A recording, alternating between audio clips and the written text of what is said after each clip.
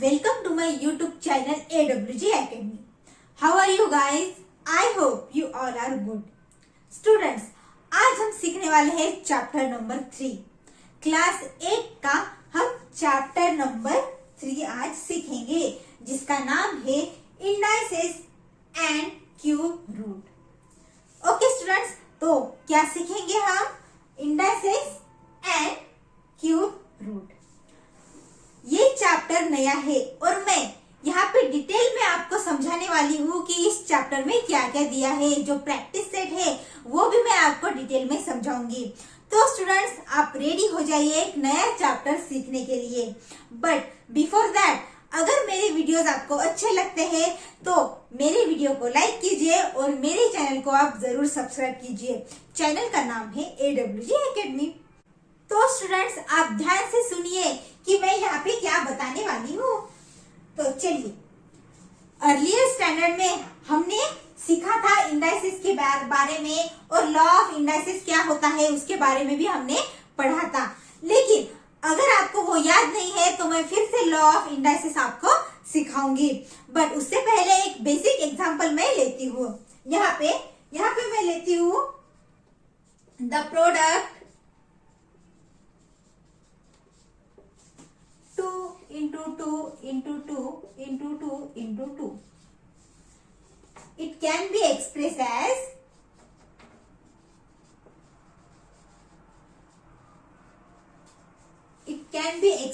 as 2 to the power 5.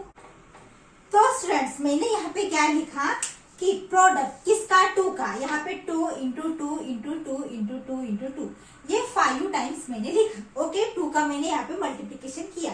तो ये ये मैंने लिखा है, ये कैसे एक्सप्रेस कर सकते हैं? इसको हम लिख सकते हैं 2 to the power 5. 2 to the power 5 हम ऐसे लिख सकते हैं क्योंकि यहाँ पे 2 into 2 into 2 ये 5 बार किया है मल्टीप्लिकेशन, इसलिए हम इसको ऐसे एक्सप्रेस कर सकते हैं. Here in which 2 is base. ये जो 2 है इसको हम क्या कहेंगे? बेस कहेंगे. इस 2 को हम बेस कहेंगे. एंड 5 इज इंडेक्स, और 5 को क्या कहेंगे? हम इंडेक्स कहेंगे. 2 to the power 5 is the index form of number. Okay students, ये समझ में आया? तो यहाँ पे इसको हम ऐसे एक्सप्रेस कर सकते हैं 2 to the power 5. यहाँ पे 2 जो है वो बेस है और 5 जो है वो है इंडेक्स, और ये 2 to the power 5 is the index form of a number. Okay students, यहाँ तक समझ में आया? अब हम देखेंगे लॉ ऑफ इंडाइसेस. हम क्या देखेंगे अब? Law of indices. तो मैं यहाँ पे लिखती हूँ laws of indices. Okay students, अब हम सीखेंगे लॉज ऑफ इंडाइसेस. तो फर्स्ट लॉ कौन सा है? फर्स्ट लॉ है a to the power m into a to the power n is equal to. अब यहाँ पे a to the power m है into a to the power n है. यहाँ पे बेस कौन सा है? a है. ओके, बेस कौन सा है? a है. तो यहाँ पे आएगा a to the power m plus n, और ये m और n यहाँ पे क्या है? इंटीजर्स है. m और n यहाँ पे इंटीजर्स है. तो अगर a to the power m into a to the power n रहा तो क्या होगा?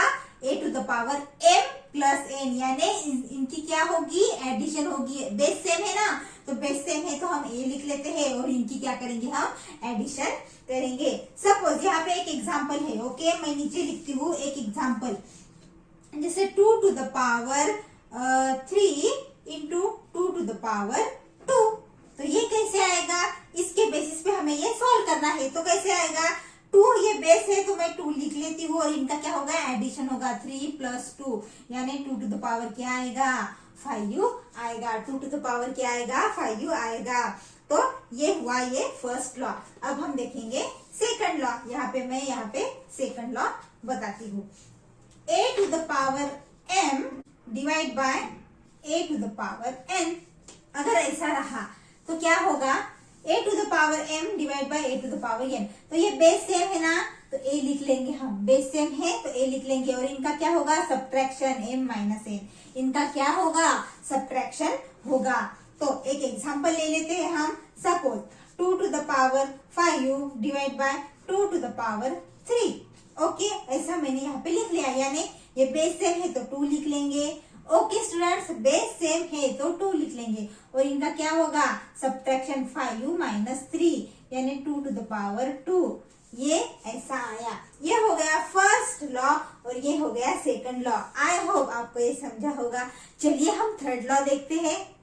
तो स्टूडेंट्स चलिए अब हम थर्ड लॉ देखते हैं। यहाँ पे थर्ड लॉ क्या है,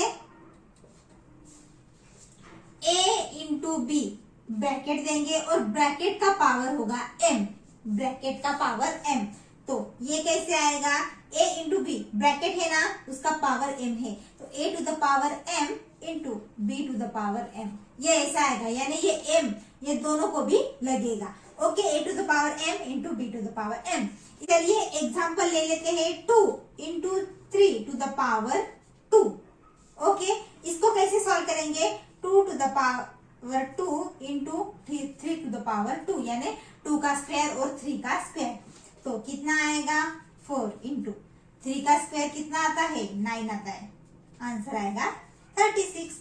ओके, है ना सिंपल। तो ये हो गया हमारा थर्ड लॉ। ये आपको स्टूडेंट्स ध्यान में रखना है क्योंकि ये आगे जाके बहुत काम आएगा।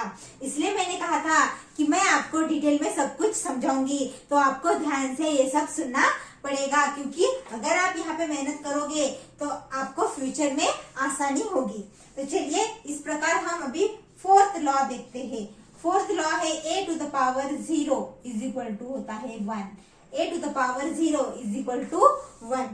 अब हम एग्जाम्पल लेते हैं। यहाँ पे मैं लिखती हूँ 3 to the power 0 is equal to, इसका आंसर क्या आएगा, 1 ही आएगा। इसका आंसर कितना आएगा, 1 आएगा।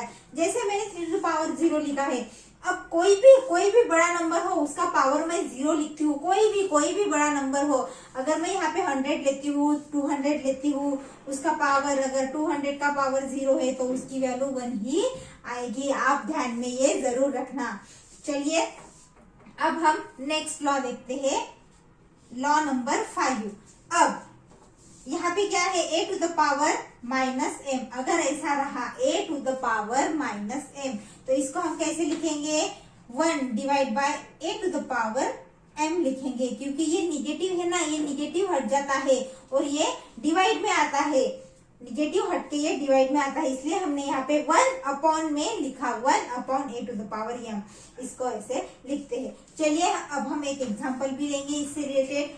अगर 3 टू द पावर माइनस 2, यहाँ पे मैंने ऐसे लिखा 3 टू द पावर माइनस 2, तो इसको कैसे लिखेंगे, 3 to the power 2, 1 upon 3 to the power 2 हम यहाँ पे लिखेंगे। ओके स्टूडेंट्स, ये समझ में आया, यानी 1 अपॉन 9, ये समझ में आया। तो चलिए अब हम नेक्स्ट लॉ पढ़ते हैं। तो स्टूडेंट्स हमारा नेक्स्ट लॉ है, यहाँ पे मैं नंबर 6 देती हूँ, a to the power m, ये ब्रैकेट में और उसका पावर n। यहाँ पे पावर का पावर दिया गया है, यहाँ पे पहले पावर है, ब्रैकेट है और उसका पावर दिया गया है, तो हमें क्या करना पड़ेगा, a to the power m into n, यानी इनका मल्टीप्लीकेशन होगा, m इंटू n, यानी इनका क्या होगा, मल्टीप्लीकेशन होगा। इससे रिलेटेड हम एक एग्जांपल देखेंगे, 2 to the power 3 to the power 2, यानी यहाँ पे 2 टू द पावर 3 इंटू 2 आएगा, यानी 2 टू द पावर आएगा 6, 2 टू द पावर आएगा 6। तो इस तरह से ये हुआ हमारा लॉ। अब हम देखेंगे नंबर 7 नंबर का लॉ अब हम देखेंगे। तो 7 नंबर का लॉ है a बाय b, ये ब्रैकेट है और उसका पावर है m।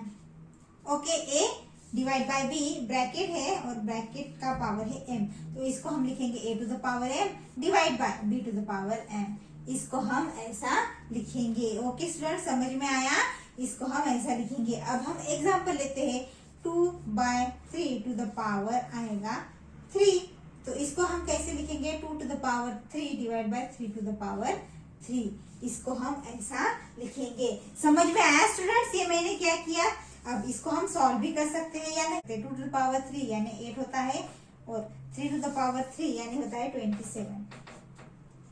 ओके स्टूडेंट्स, तो अब हम नेक्स्ट लॉ हम देखने वाले हैं अभी।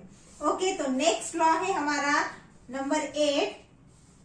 हम यहाँ पे देखेंगे a/b ब्रैकेट का पावर है -m। ब्रैकेट का पावर क्या है, -m। तो इसका कैसे आएगा, ये जो a/b है ना, इसको हम इनवर्स कर देंगे। हम क्या कर देंगे, b/a और उसका पावर कर देंगे पॉजिटिव m। इसका पावर क्या कर देंगे हम, पॉजिटिव m। ओके स्टूडेंट्स, ये आपको समझ में आया। मैंने क्या किया, -m था ना, इसको मुझे पॉजिटिव करना था तो मैंने इसको इनवर्स कर दिया। हम एक एग्जांपल लेते हैं, 3/2 to the power -3। तो ये कैसे आएगा, 2/3 to the power आएगा 3। ओके, तो स्टूडेंट्स ये हो गए हमारे laws of indices. I hope आपको ये अच्छे से समझ में आए होंगे। तो स्टूडेंट्स, इसी के साथ ही मैं आज के सेशन को यहाँ पे स्टॉप करती हूँ। कैसा लगा मेरा आज का सेशन, ये कमेंट में जरूर लिख के बताइए। अगर कुछ डाउट है तो वो भी मुझे बताइए। मेरे वीडियोस आपको हेल्पफुल लगते हैं तो मेरे वीडियो को लाइक कीजिए, उसे अपने दोस्तों के साथ शेयर कीजिए। और अगर आपने मेरे चैनल AWG एकेडमी को अभी तक सब्सक्राइब नहीं किया है तो मेरे चैनल को सब्सक्राइब कर लीजिए। तो स्टूडेंट्स, हम मिलते हैं नए वीडियो में। तब तक के लिए bye bye, take care, thank you so much.